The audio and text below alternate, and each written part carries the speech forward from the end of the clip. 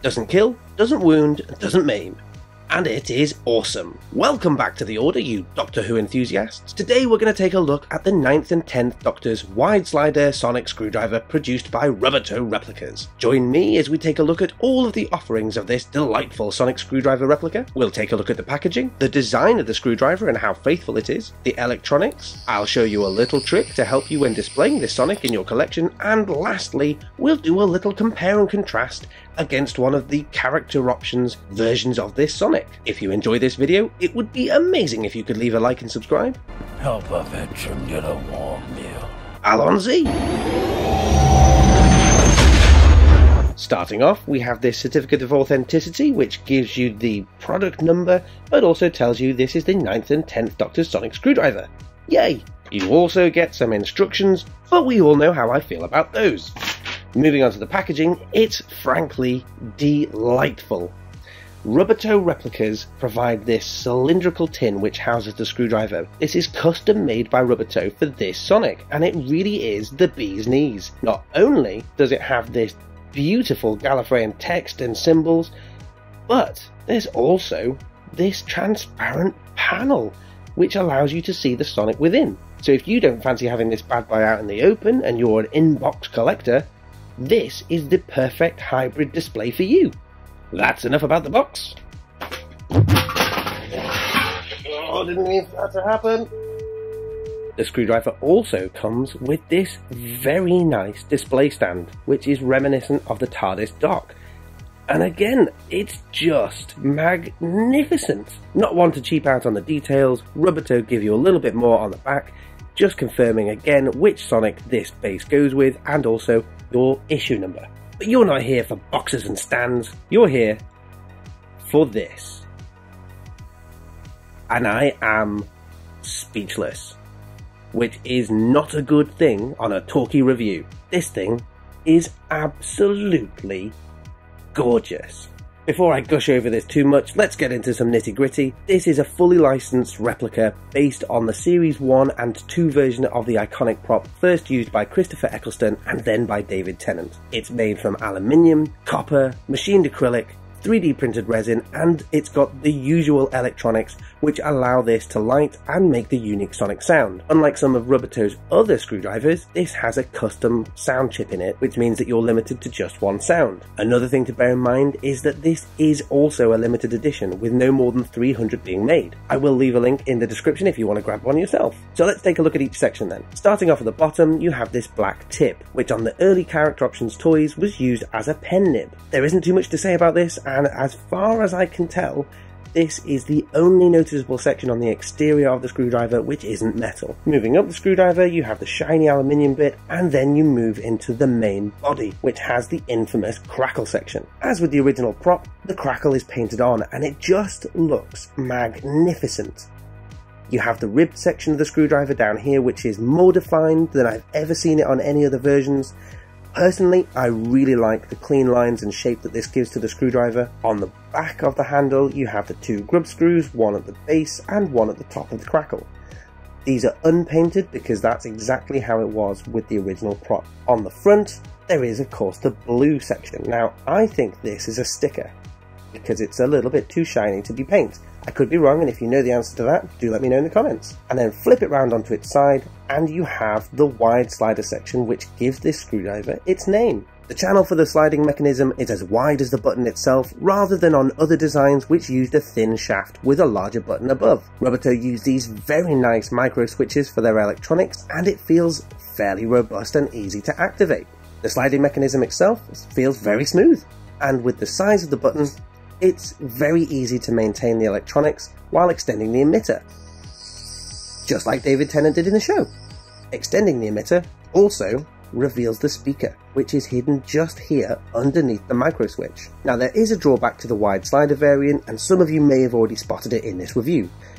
Personally, I wasn't aware of this feature before I picked this up, and I don't think that other reviewers have commented on it. With this variant of the Sonic, there is no locking feature built in with the slider. That means you can slide it up, but once you remove your thumb from the button, the emitter just plops back into the chassis of the screwdriver.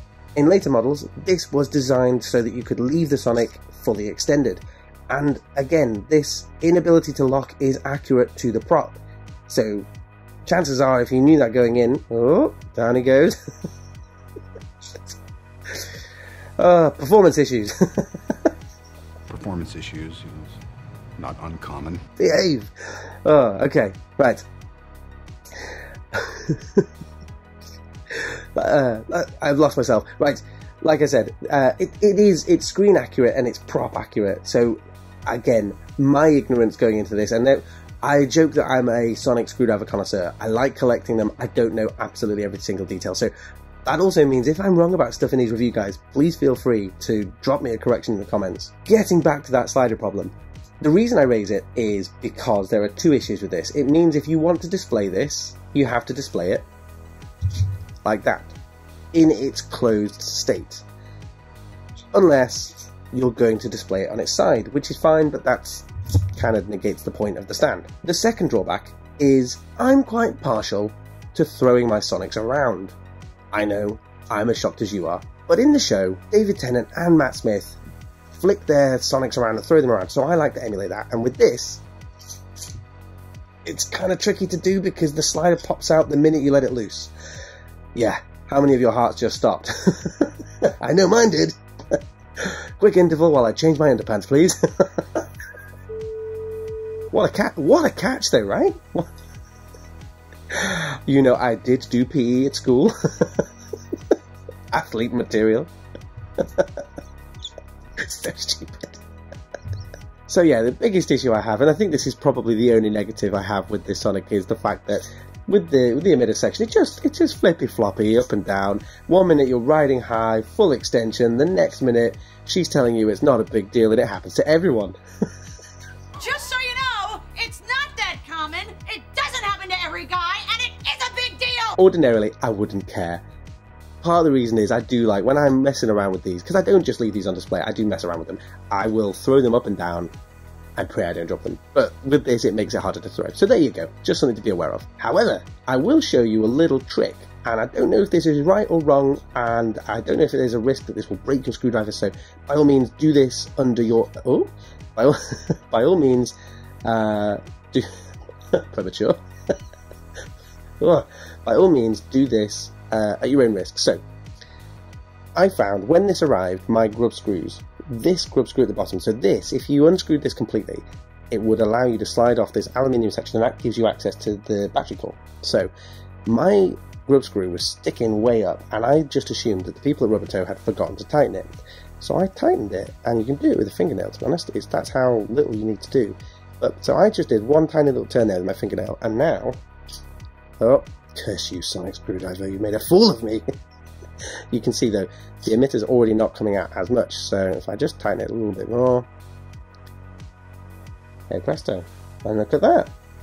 So now we have a Sonic that is stuck effectively in the position that the original 9th Doctor's Sonic would have been. Granted, the button would have been up there, but you know what I mean. The extender isn't working, so you can only use it like this. You can't push the emitter up if you have that grip screw tightened. But it does mean, if I wanted to throw this around, do I try it again? No!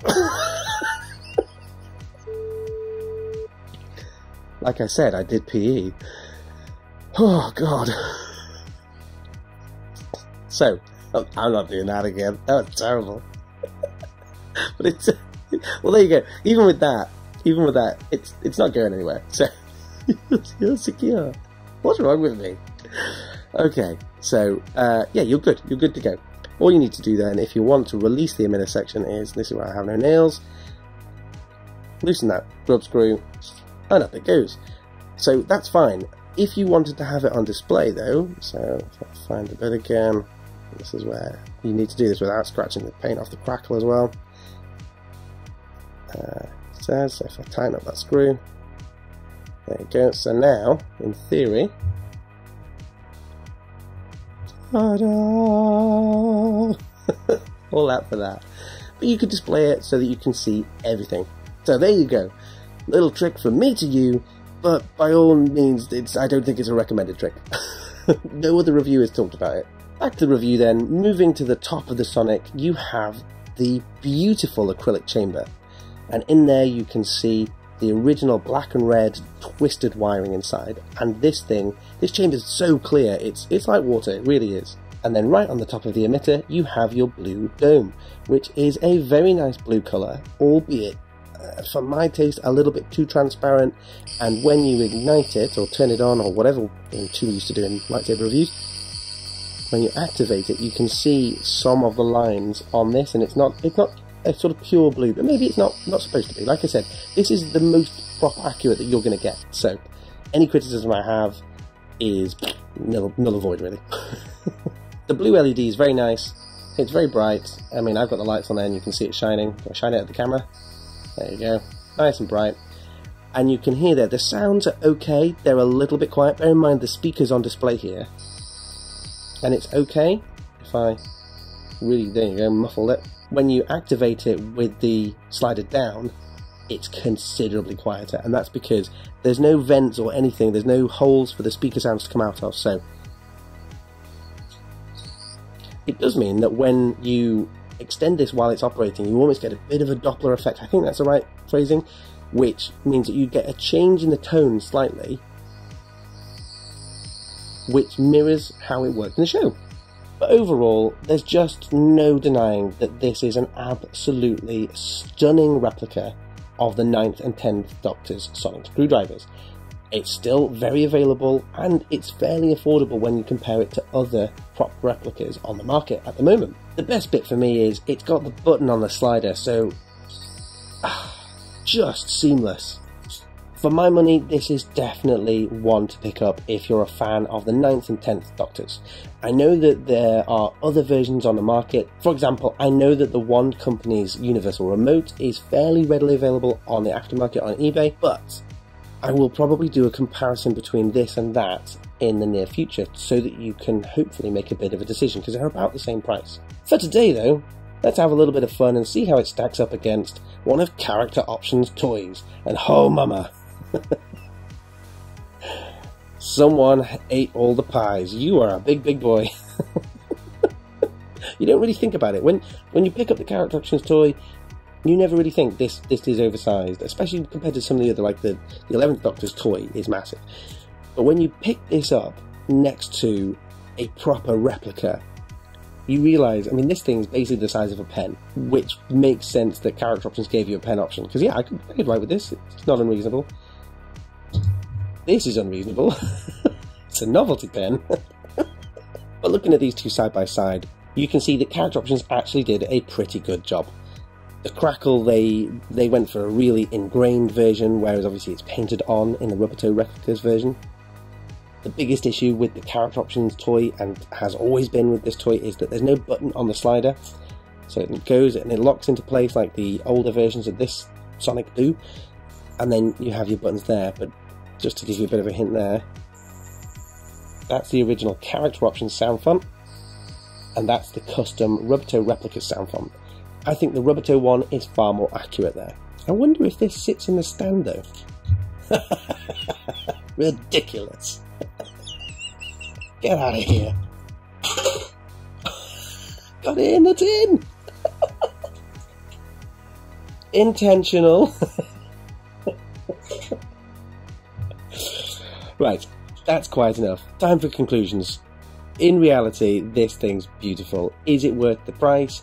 If you're a massive 9th and 10th Doctors fan, absolutely. But for me, Rubbertoe smashed it.